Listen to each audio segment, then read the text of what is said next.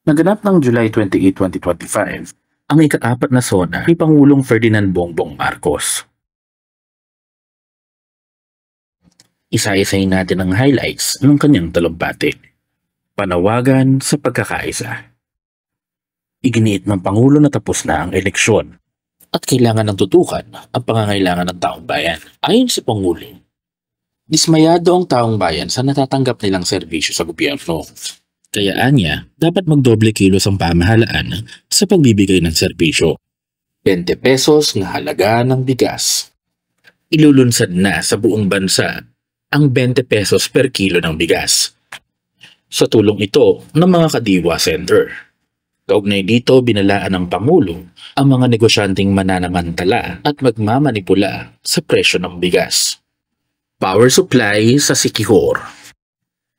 Ayon sa Pangulo, inaaksyonan na ang isyu sa kakulangan ng supply ng kuryente sa Siquijor.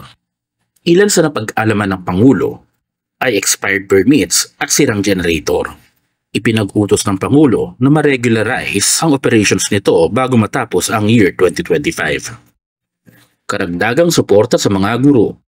Sinabi ng Pangulo na magkakaroon ng overload at overtime pay para sa school year na to.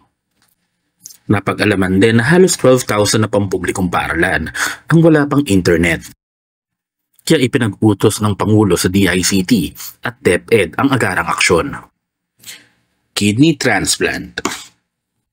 Ayon sa Pangulo, hindi na kailangan mangamba ng ating mga kababayan na nangangailangan ng kidney transplant dahil ito ay covered na ng PhilHealth. Missing sa bungeros. Walang nangingibabaw sa batas. Iyan ang giniit ng Pangulo kaugnay sa isyu ng mga nawawalang sabungero. Anya, pananagutin daw ang may sala, sibilyan man o opisyal, kahit ito ay mayaman at makapangyarihan. LTO plate numbers. Pinag-utos ng Pangulo na magkaroon ng agaran na solusyon patungkol sa mga backlogs ng plate number registration. Philippine sovereignty.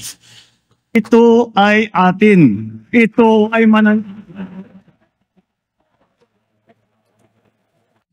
Ito ang iginiit ng Pangulo na siya namang pinalakpakan ng mga dumalo ng SONA. Anya, ipaglalaban ng Pilipinas ang kanyang teritoryo sa diplomatikong pamamaraan. Flood Control Program. Aminado ang Pangulo na hindi epektibo ang programa ng pamahalaan sa pagkontrol ng baha. Mahiya naman kayo. Ito ang pasaring ng Pangulo sa mga government officials na di umano'y kumikpa sa naturang programa. There you have it, ang highlights ng SONA 2025. Kayo, ano ang rate niyo sa Pangulo?